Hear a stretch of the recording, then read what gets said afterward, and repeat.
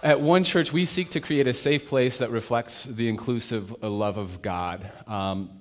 And that means we are in the midst of wrestling with all kinds of different things, recognizing that even the Lord's Prayer, as Angie said, can be triggering or feel ancient. And so we're wrestling through all of these different things. And yet for most of us in this community, there's something that compels or draws or invites us into the more. Are you with me? So today we're going to talk about healing our sacred wounds, specifically healing our image or images of the divine, of God. Before we begin, if you need to leave this room for any reason, we are live streaming this back in the coffee hall, so you can go get caffeinated, hydrated. There's water back there, or sugared up, whatever you want to call that, back there. And no one will judge you if you need to use the bathroom or leave for any reason. For those of you who are sitting on the outside end of the aisle, I would like to invite you at this time to look underneath your chair. There's a little basket directly underneath the seat. If you could grab, there's a black notepad. Open up that black notepad, fill out your name and email, and check any boxes that apply, and then go ahead and pass it to the person next to you until it hits all you guys in the center, and go ahead, slide it underneath your chairs if you would. Comprende?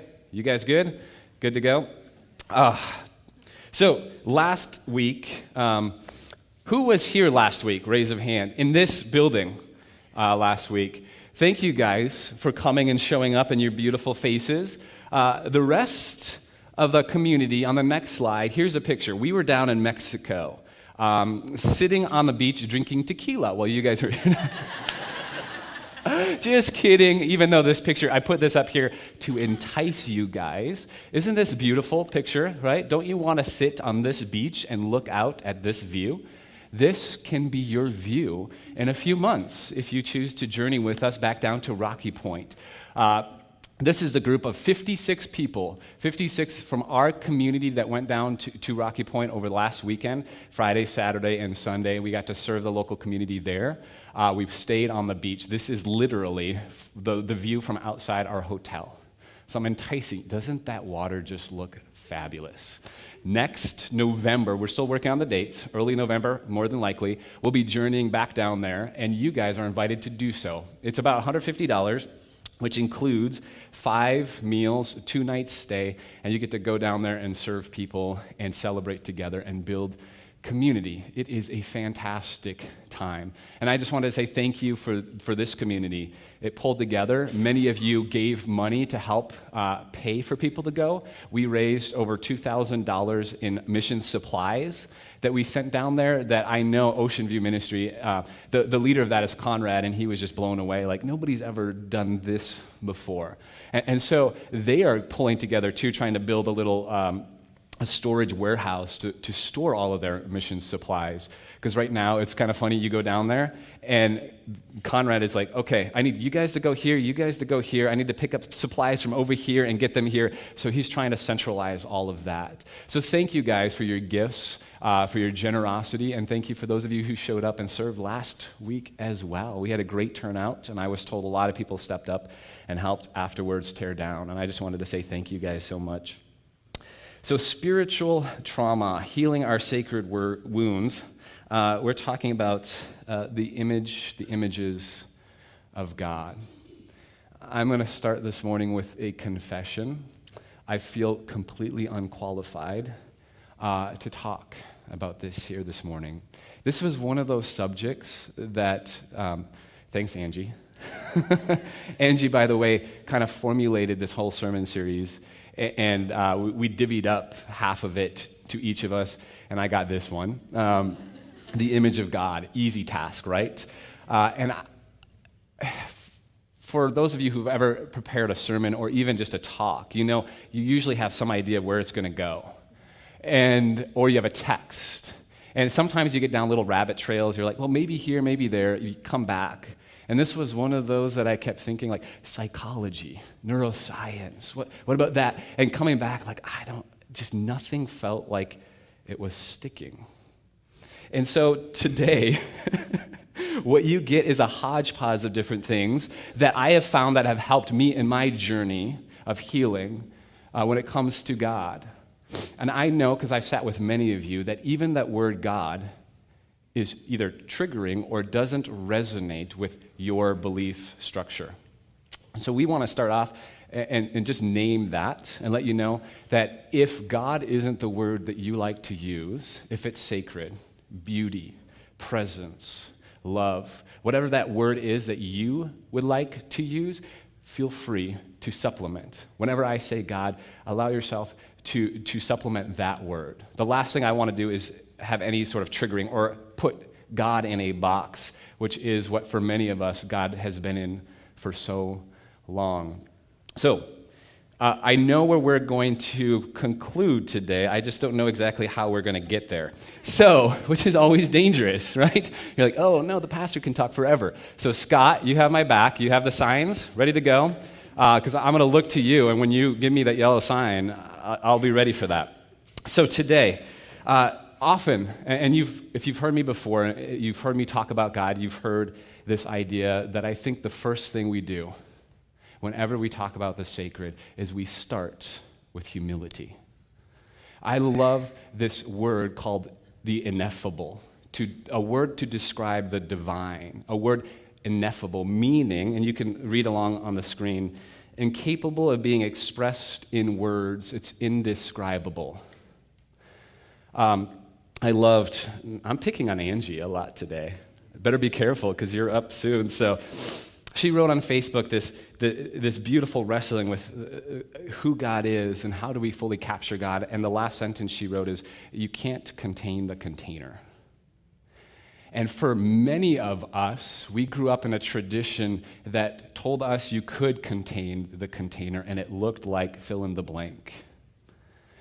And a lot of your journey, because I've sat with you all and heard it, and reflective of my journey, at some point that container just did not work for us anymore. I love that song that we sang. I wonder how much of our images and views of God have been based out of fear. Even our own fear of what happens when we die. Is there a God out there? What does this God look like? And so we formulate things that take away and sort of ease that fear. In seminary, I had a professor. He was a Hebrew scholar. And so we were writing posts and different things. And within a few weeks, all of us, because out of respect for him, wrote the following. When we wrote down God, it was G-D. If you know the Jewish tradition, they don't write out the full name God. Or Yahweh, right there, YHWH. Perhaps we can learn something from the Jewish tradition, that their tradition teaches them that when you even write the name God, you leave a space in there, because understanding every time you write that word, you know and understand that you cannot fully capture it is what you're trying to speak about. It's beyond, always beyond what you think it is. Ultimately, it is mystery. And I love what Richard Rohr says, mystery is not that which you cannot know.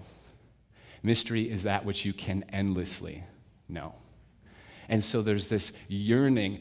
When the Jewish tradition writes these things, it's saying, hey, there's an invitation into more. But as long as we start with this humility that says, I cannot completely know. There was this teaching that I read by a Buddhist teacher, actually Thich Nhat Hanh, who said, if you think you're at the top ring of the ladder, you won't reach for the next one, right? My mind's going a million different directions here, so keep up with me. I'm sorry if I'm trying to piece different things together. One of my favorite books concerning God was this book written by a man named Rob Bell. Any Rob Bell fans in the house? What we talk about when we talk about God.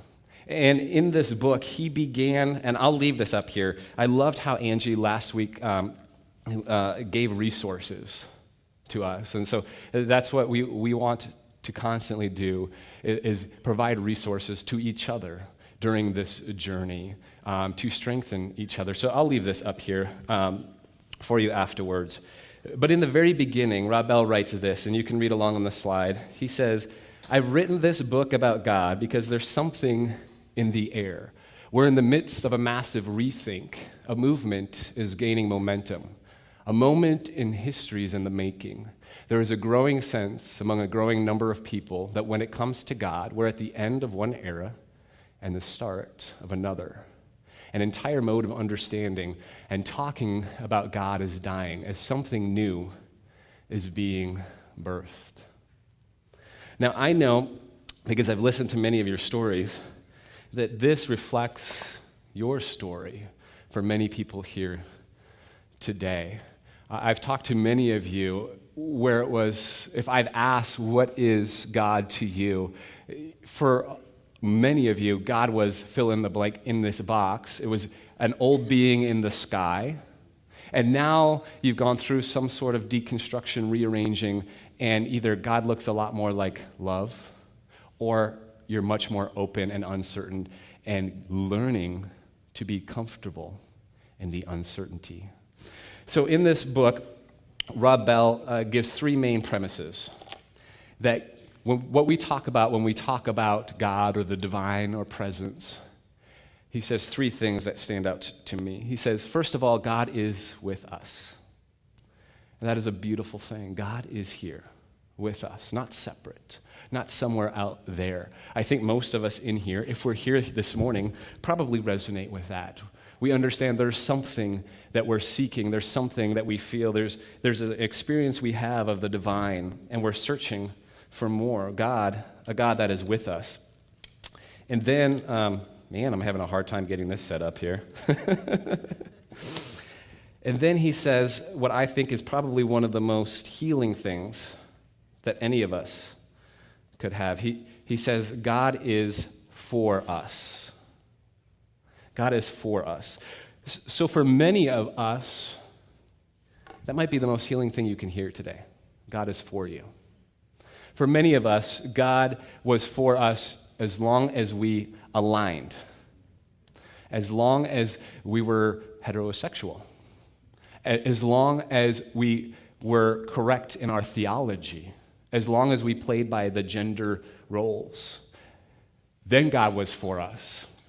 But if we stepped out in any way, well, that God was no longer for us. And I think this actually gets to the root of many of our struggle when we've experienced trauma when it comes to our view of God, is that ultimately we were raised with a God that we cannot fully trust. And when you cannot fully trust someone, how do you have a relationship with that person? Think about that for just a moment. A God you cannot fully trust. Because you cannot be authentically who you are and stand in the midst of that love because you're constantly feeling like, I have to be someone else. So the last thing Rob Bell says in his book is God is ahead of us. Let's hope this stays and I don't do a massive tumbling. Oh! There. I love how you guys were ready. You're like, I know this, dude. Better be ready. All right. Yes, please help me. Thank you, guys. Oh, no, I think they're supposed to just fall out, set out. Yep, and I think it catches it. So it's still crooked, though, isn't it? Well, here. They kind of slide up and down a little bit. Does that? Yes. All right, I'll draw with a little bit of a slant. Thank you, guys, Angie and Danielle. I was going to have fun today. When I came and I was like, I feel so overwhelmed by this task, I'm like, okay, we're just going to try to have fun with it. Because in doing this, what I've come to believe in trust is that God works through it all in some way. If there's one thing I say that speaks to you today, that is a win for me. So hang in there. So God is ahead of us. So I'm gonna draw out something. We're going to do a little bit of theories today. If this is helpful, great. If not, chuck it. But since we're talking about Rob Bell, you have to have a whiteboard, right? Mine's not as big as his. Don't judge. So we start with a point. Some people say that God is the Alpha and the Omega. So we start with an alpha point, a source originating from something. There is a risk at doing this, and I'll talk about this here in a bit.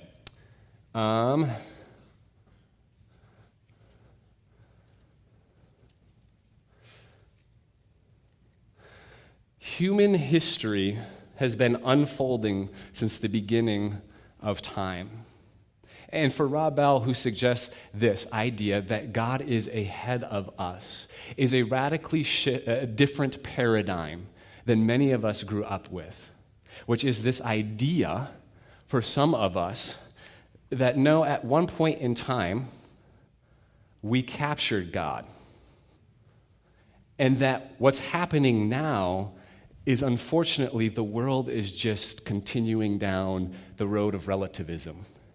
Those people, they're allowed to marry the same sex. What's going to happen next? So there's a lot of fear that happens. And so people living in one stage, in one stage of consciousness, I'll talk about that here in a second, will look at the unfolding of things in fear.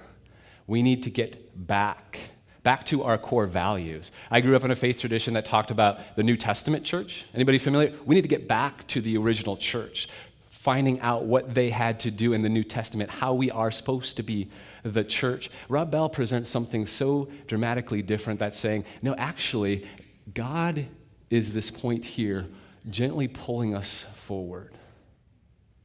And yeah, we make mistakes along the way, but God is the one actually gently pulling us into greater love, inclusion, and everything else. Thank you, Ron. Man, you guys are so helpful today. A few things here. So just thinking about this has helped me, and we'll talk about how this can be healing. First of all, these lines almost represent, to me, different levels of consciousness, different worldviews. Everybody with me? So what some developmental theorists suggest is that as we evolve individually, so we have evolved and grown as a species throughout human history. Does that make sense? And so these are just mark sort of different levels of consciousness. You could just say different worldviews. And for many of us, we grew up moving through different worldviews, and eventually at age 18, because that's the age you know everything, am I right? You felt, okay, now we're good. Now I know exactly who God is. I know exactly what I need to do. I have it all, right? And so we remained at a certain level of consciousness, a certain worldview. For a lot of you, what had happened eventually through great suffering, Richard Rohr says that usually how we grow is one of two ways, great suffering or great love. We're going to talk about love today, but something happened in your life that struck you, forced you to rethink, to dive deeper into these things. Or maybe it was just science, or a friend who asked a simple question, do you really believe everyone's going to go to hell that doesn't believe exactly like you do? So it's so funny, and I find it all over the place. Recently, we have some former Mormons that are part of our community. We love you. They call themselves, or progressive Mormons. Promo, right? Or FOMO? Don't judge. That was theirs. I got an email recently. I hope that wasn't offensive. It was, I apologize. Okay, good. They're shaking their heads. I'm like, okay. I got an email recently about somebody sending out, here's some information about how to teach the Mormons the good news. And I was like, isn't it so weird how we all think we have the good news and we all think we're saved and we're all trying to get everybody else saved?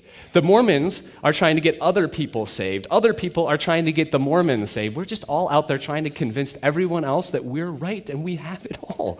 And at some point you have to stop and be like, this does not even make sense. What are we doing here?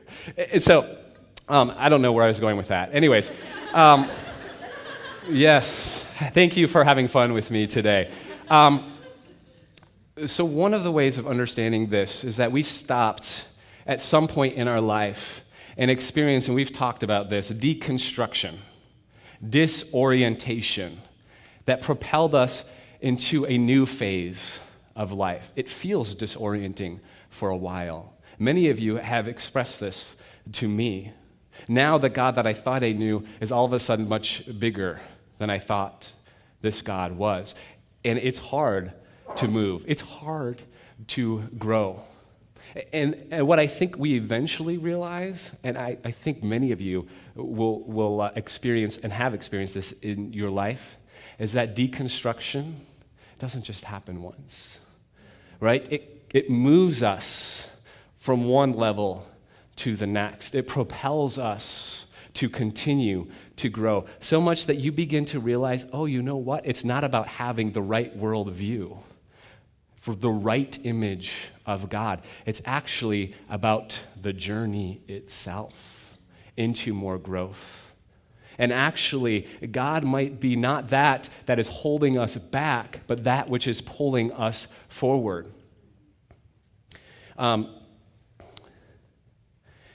It's hard to talk about this without sounding a little pretentious at times, like, oh, are you saying so you're way up here and everybody else is way down here? So if you would prefer, you could draw two straight lines and just say we're all at different levels of consciousness. And another way of understanding this, we're all wearing different lenses, right?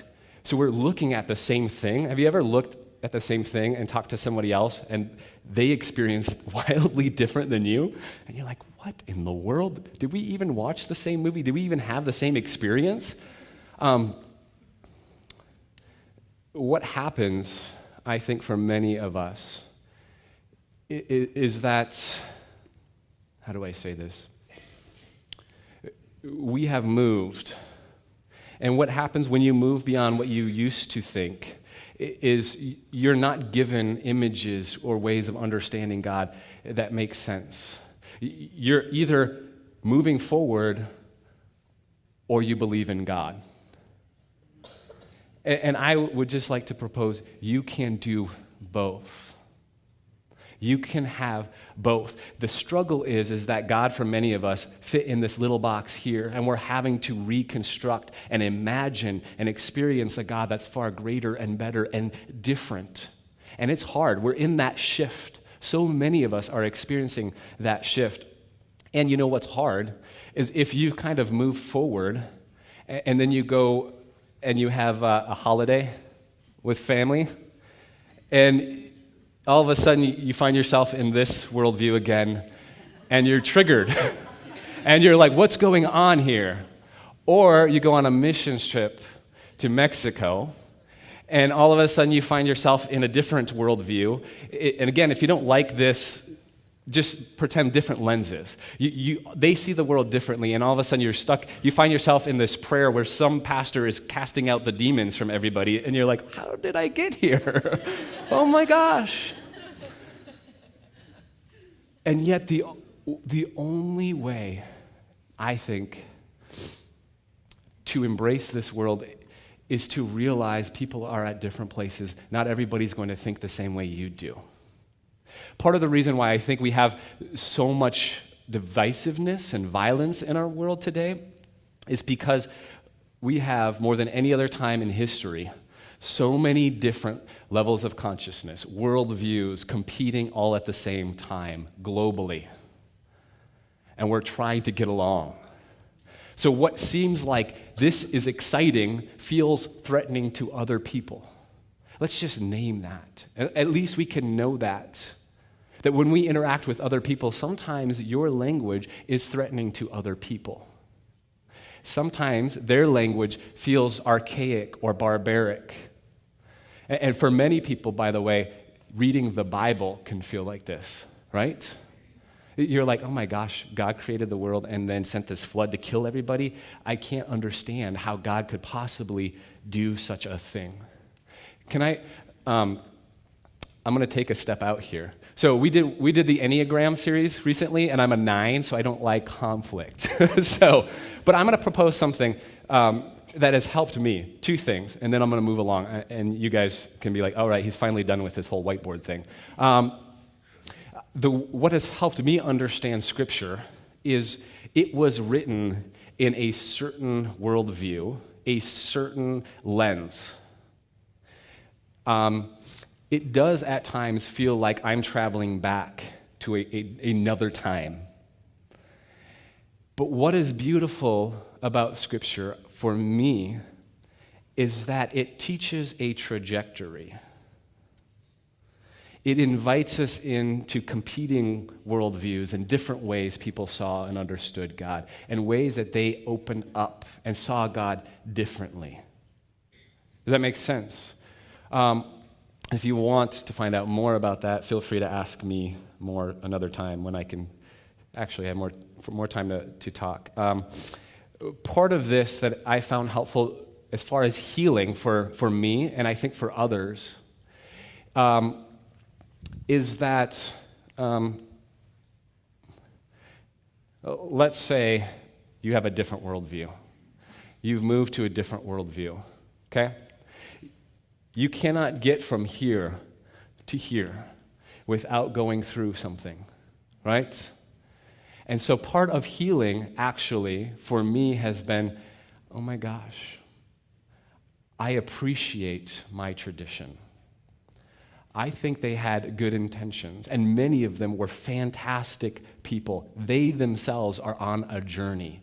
I said things and taught things in a different level of consciousness in my past as well.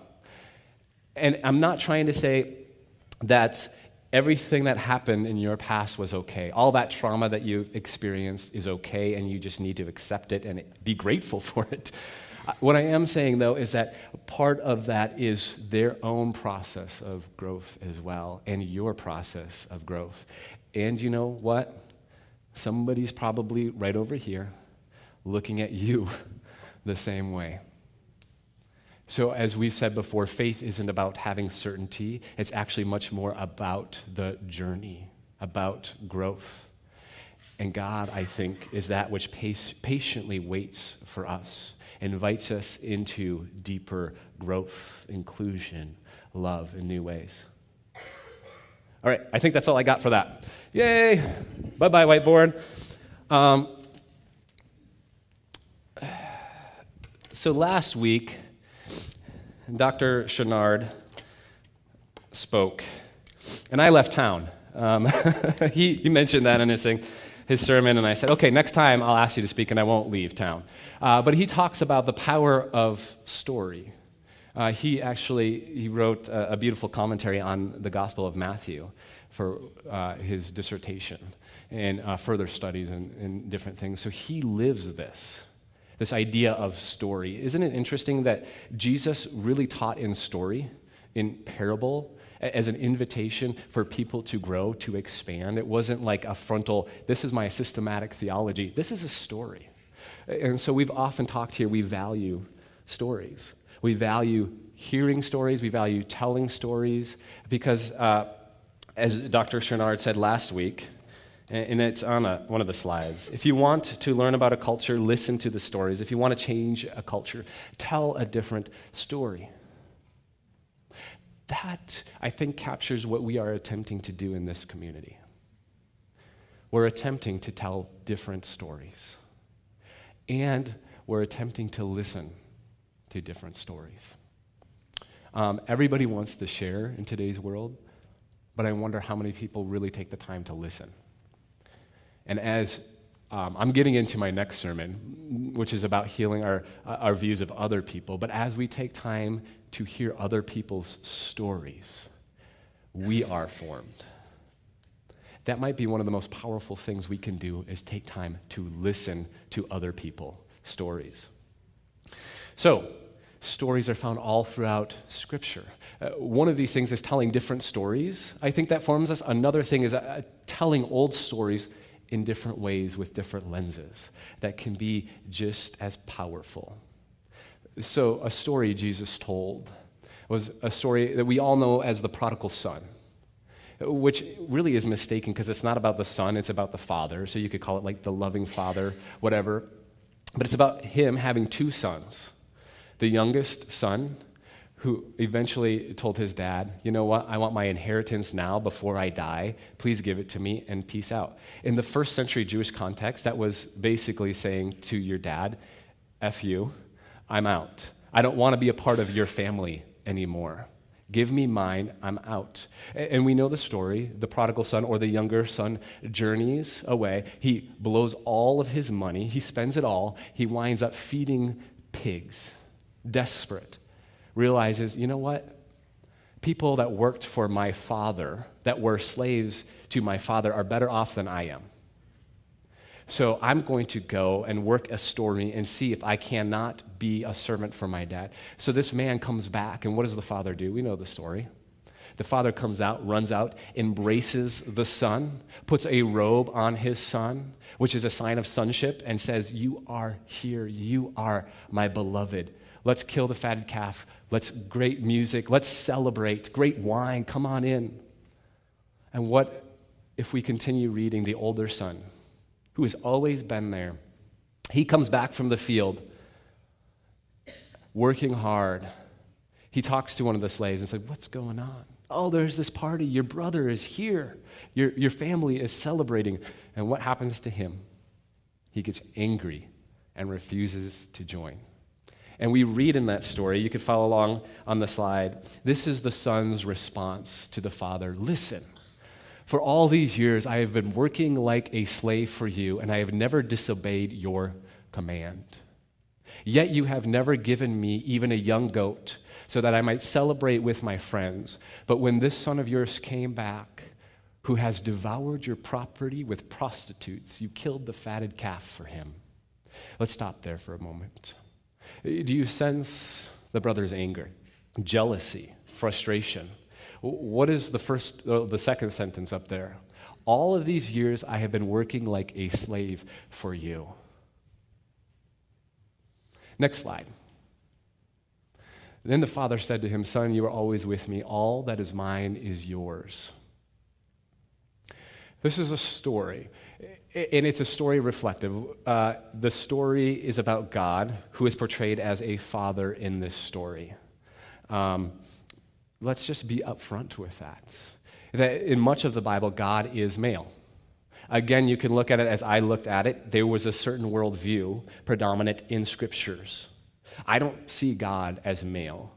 I don't see God as necessarily female, but both reflect. And we have things, we kind of move beyond that. What about non-binary? What about other things? How does this reflect the image of God?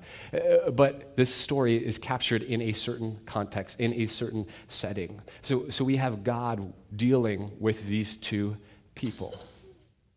The first son thought you can walk away from God's love, that somehow you could get outside of God's love. If you didn't do the right thing, that you were outside, you lost it.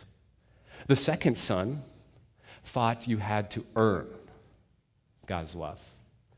If I worked as a slave for you and obey you, then you will bless me more than others. Then I will earn your love. This is a story that invites us in to see ourselves in both of these characters at different times of our life. It's a story that also invites us to better understand, I think, the divine's love for us, divine nature for us. It is possible then, according to this story, to be fully showered with God's love, yet not experience it yourself because you're telling yourself a different story. You're telling yourself, I have to earn, I have to do, I have to whatever. And then by doing that, you're also telling everyone else, unconsciously or consciously, what they have to do. I wonder if the older son reflects much of what we call religion today. And I don't mean that to say all religion is bad, because I don't believe that. I'm religious. But I wonder if the tendency within us towards religion has been, if we get in line, then we earn. And what does that say about how we reflect God to everyone else? Does that make sense? And I wonder if it's just simply this. What would it look like for a people, a community, to start telling different stories in our head that says, you know what? You're never outside of the love of God. You are always within the love of God. We did a sermon on the divine dance. That dance is always going around you all the time, and you can enter it at any moment, at any place. I love, somebody shared on our mission trip as we were going around sharing, and there was a few things that stood out to me, but this spoke to me maybe more than probably anything else. It was very simple. It was this idea that, I always look for God in the big things, and the big events, and I'm learning to see God in the small things, finding the divine, the sacred, the beauty, and the ordinary things. That's where I think we find the divine. It's not enough, I don't think, to say God is love. I'm willing to bet that all of you came from backgrounds and traditions that says God is love. I use that language. I believe that. All Christians would back that up. The struggle is, what then does love mean? And for many of us, we were taught love meant you fall in line, you earn this thing. Or if you don't believe the right things, do the right things, then you're out. What if love means something radically different? What if we were a community that says, you know what, you're always within the love of God, whether you're a part of this community or another community. We don't feel the need to go around saying we have salvation and you guys need to come and get it. We just go around calling out the beauty and the love that's already there inside of each of them. Wow, okay, so there's so much more. Ultimately, what I think we're doing in this community is we're helping each other grow. I love the idea of, what's his name? The wounded healer, Henry Nouwen, that we're all experience wounds and that we don't need to be completely whole or fixed to help other people. In fact, what I witnessed while I sat down in Mexico and heard everybody else talk is I heard everybody else as a wounded healer reaching out to other people and extending love and inclusion for who they are. You see, the father didn't say to the young son, you know what, I love you, so you better stay here or you're going to be outside. Love allows freedom. And some of you have had children who were adults and have experienced that. And I complain about my little kids because they have a lot of energy. And I'm like, someday that's going to happen. But love does. It releases them. And it will not manipulate them into being something they are not. And I think many people have experienced that sort of manipulation, that sort of coercion, that abuse that says you need to be this way. And in this community, we are allowing each other to be who we are in the ways we are, with the questions we have, with the beliefs we have. Oh, I was supposed to say this, but I didn't, so I'll say it really quick. We've often presented different things in different ways. Who is God? I listened to a great podcast, Peter Rollins, I think you mentioned that. It's a 4-part podcast, and I'll post it on our online Facebook community. And if you're a part of our community here, if you're newer, I encourage you to seek us out. We're online Facebook. Just look at One Church Online Facebook community. We have a lot of interactions there that I think are really healing for us. But Peter Rollins gives 4 different views of God. God as super being, God as hyper being, God as ground of being, and God as event. Even just knowing, oh my gosh, there's different ways of understanding God frees us, doesn't it? It brings some healing to us. I'll never forget the first time I was in undergrad at a conservative Bible college. And again, I'm a 9, so I didn't want to bring on confrontation, so I did it subtly. I used my English class to write an argument paper against hell. And in part of that, I looked at 4 views of hell. It was a book. Because I was always raised, well, there's one and only one way of understanding hell. It's the biblical way. It's everybody.